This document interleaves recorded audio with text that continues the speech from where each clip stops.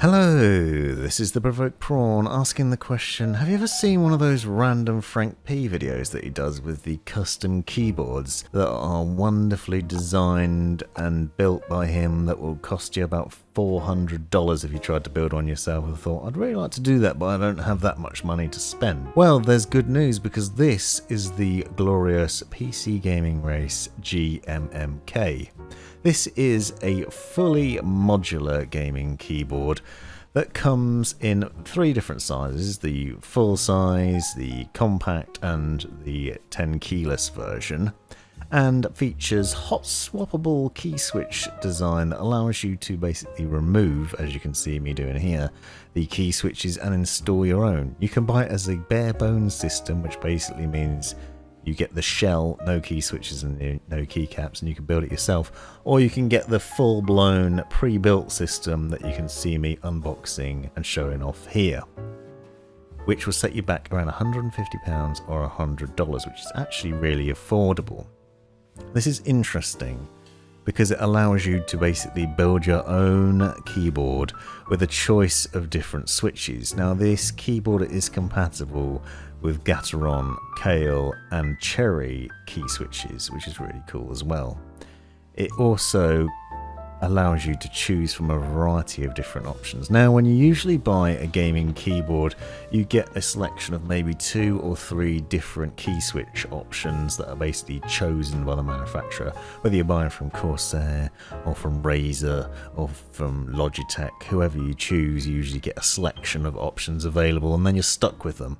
And if you find that once you've taken that keyboard out of the box and started using it, you don't like it, it's too loud, doesn't actuate quite right, doesn't feel nice when you're using it, you're just frustrated, you spent a lot of money, you maybe spent $100, $200, you've got a keyboard that looks nice but maybe isn't what you hoped for. The GMMK is an alternative, and not one that's terribly expensive either in my mind. The basic bare bones system is only about $60.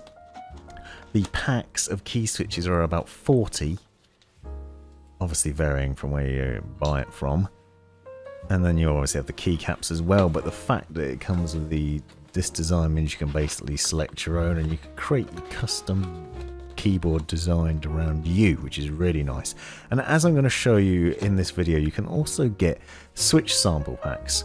So I have a MX switch sample pack from Glorious PC Gaming Race, which includes a variety of Gateron and Kailh switches that you saw at the beginning of this video, and I'll show you a bit later on as well, so stick with me if you want to see what that's like.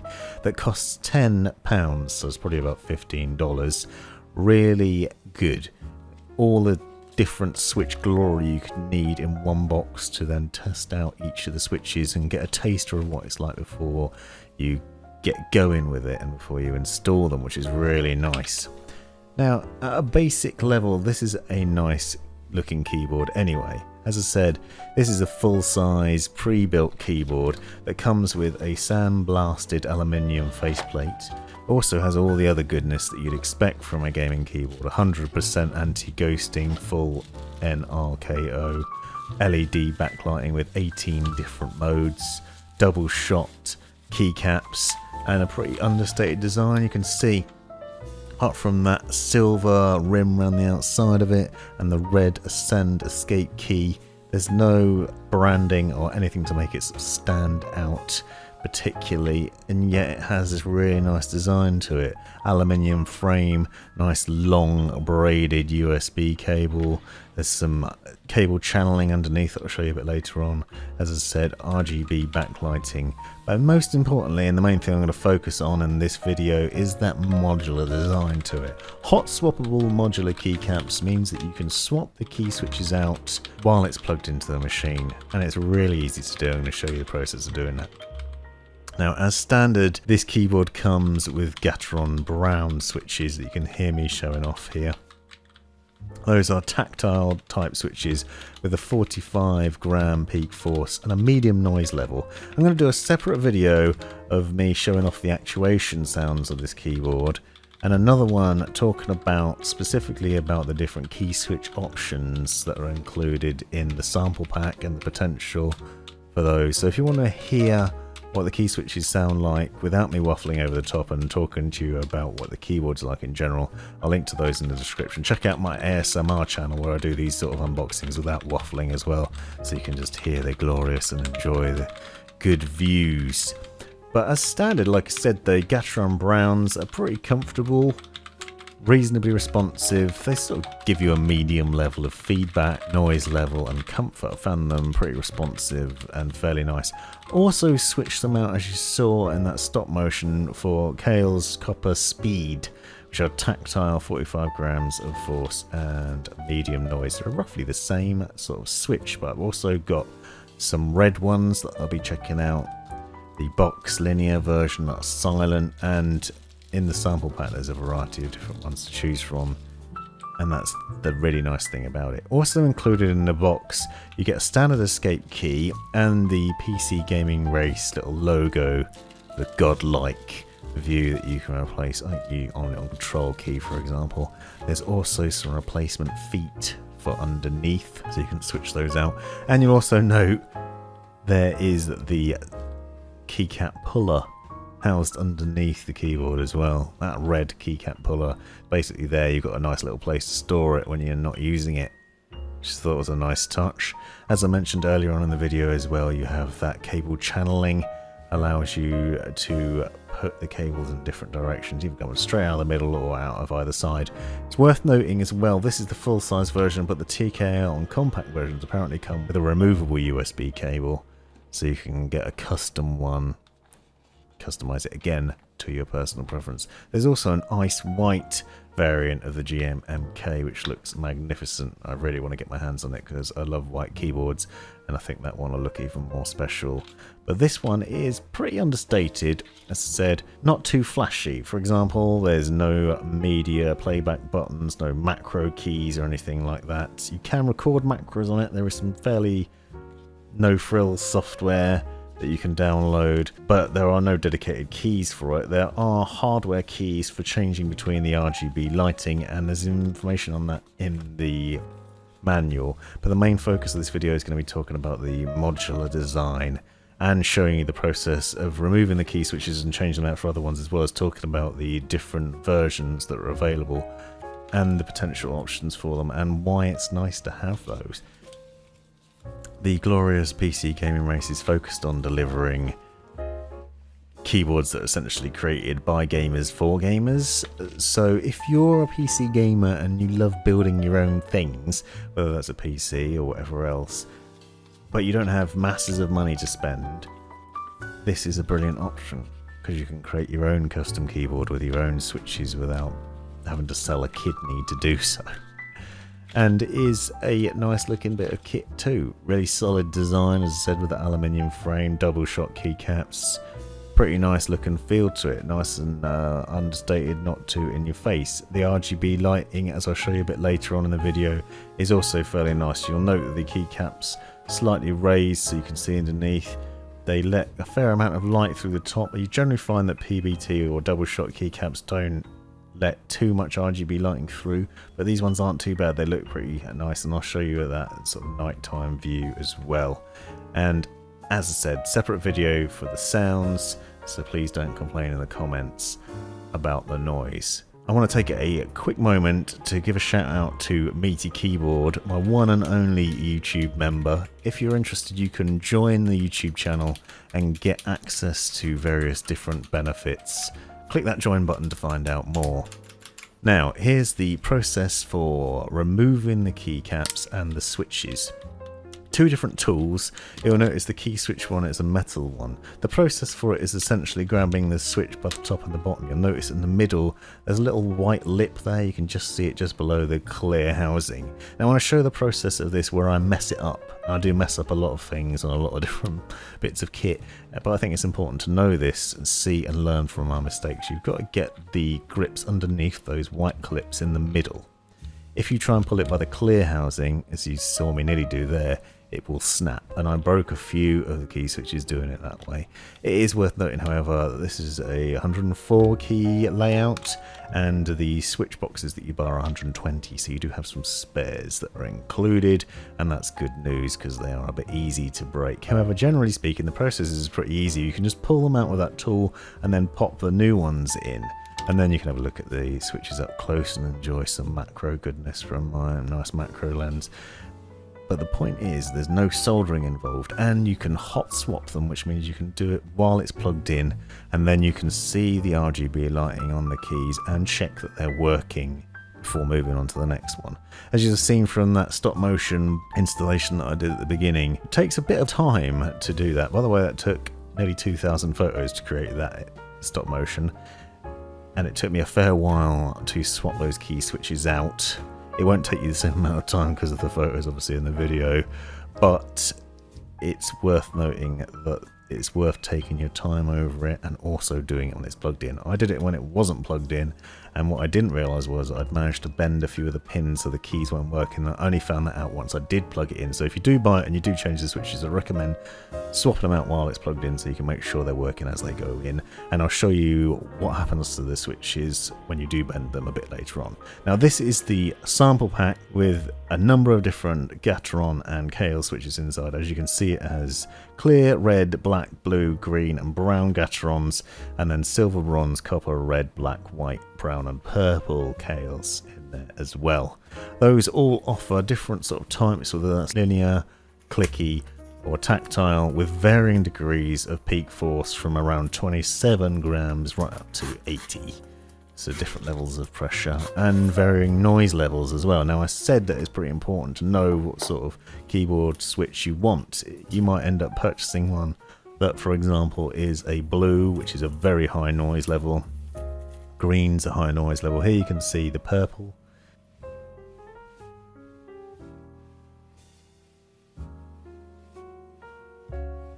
That's a tactile with a medium level. And there's a blue, which is a lot more noisy.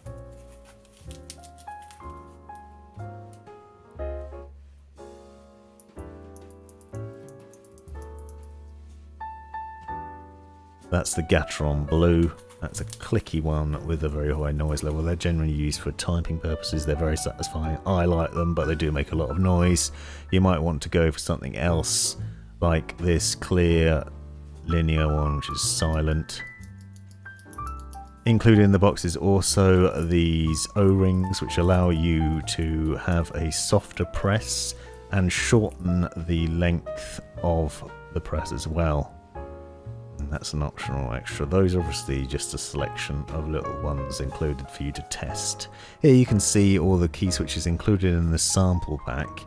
I got these from Overclockers in the UK and I recommend checking them out. I'll link in the description where you can purchase boxes of glorious PC Gaming Race switches that are compatible. And they have a number of different boxes. Obviously these are from Gateron and Kailh, but you can get Cherry switches that will also fit. So it basically fits 3 main manufacturers that you'll hear of generally for key switch production, and they'll all fit in this keyboard. So it's really nice, really flexible and customizable. You don't see many keyboard designs that are like that, that are sort of consumer facing and popular and common and easy access to the general gamer, rather than the sort of more niche, nerdy person that wants to build their own. No offense to those guys. I mean, geeky, fantastic geeks, love you. You're the best. But the fact that you can customize it all yourself with ease is really appealing, and you get all that choice. And if you buy the little sample kit, you then get the chance to test them all out. And I'll do a separate video showing the differences between these and showing off the noise level of each. It is hard to do it justice, so I'd highly recommend purchasing a pack yourself, because it's very affordable, the sample pack, and just testing them out. Just put them on a one row, or even just buy them and just feel what the response is like with the click and how that feels and how it responds in your hand and what the feedback is you get from it, the noise levels. And once you've got the idea of that, then you'll know what to pick. Now, just a quick little sample of some of them to give you an idea. This is the Gateron Blue. This is a clicky type switch, 55 grams of force with a high noise level.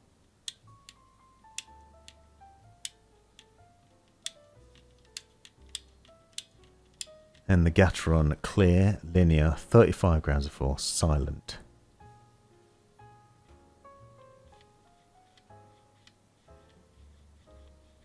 You hear there's barely any noise at all from that one. It's very, very quiet. The clicky green.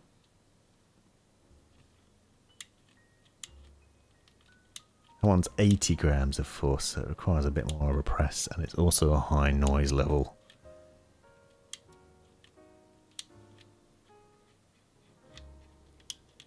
And then the browns, they're tactile, 45 grams, and a medium noise level, so fairly quiet. So you can see the difference between those. The clear, for example, completely silent. The blue, pretty loud. Blue and greens are very loud. Different actuation forces, and that's basically the level that it clicks at. The amount of pressure that it requires to actuate. And I'll leave a link in the description so you can find out more information about what the different key switches mean and what might be right for you. Generally speaking, gamers like to go for reds or speed switches, but if you're typing you probably want a blue. It's a bit more responsive. And then it depends on the sort of feedback that you want, whether you want a linear or a clicky or a tactile one. It's really hard to put across in a video or even in text what that experience is like. It's really something that's worth checking out yourself. And that's why this keyboard's so nice, because you can do that without loads of expense. These packs are affordable at £40 or $50 probably around there. Pretty affordable little selection box for the full amount of key switches across the entirety of the keyboard. And then obviously if you can afford it, you could buy 2 packs and you could switch out some other switches on there. You could have most of them blue, for example, for typing purposes, but just have WASD as red, so you've got a nice responsive bit for when you're gaming.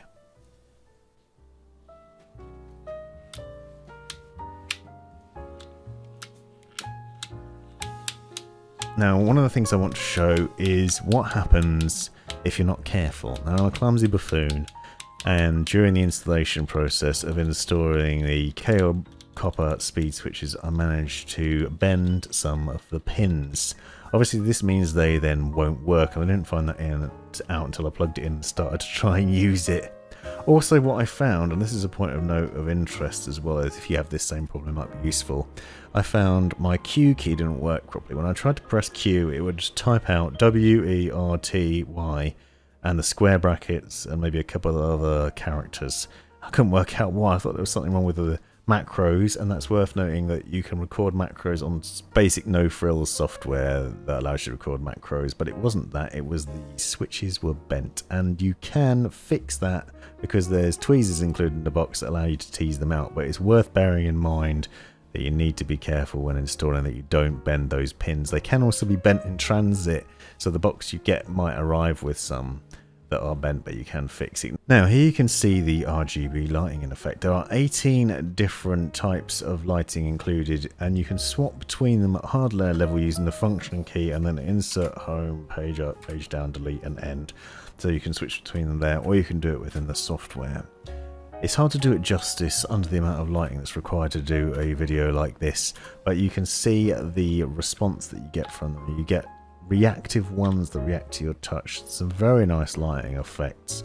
This is not the nicest looking lighting that I've seen. SteelSeries Apex Pro Stars the best, where you could layer lighting on top of each other, but it is a nice lighting, especially with those double shot keycaps. It still manages to shine through, and it looks good during the day and night, and you can customize it pretty well. The main focus has definitely been on the customization of this keyboard though. Hope you enjoyed this video and found it useful. Let me know in the comments if you've got any questions. Thanks for watching. This has been the Provoked Prawn. Thanks for taking the time to watch this video. Hope you found it useful, interesting, hilarious, or all of the above. Be sure to check out the description for other information you might find interesting, and subscribe and watch these other videos as well that I think might be useful to you, and have a great life.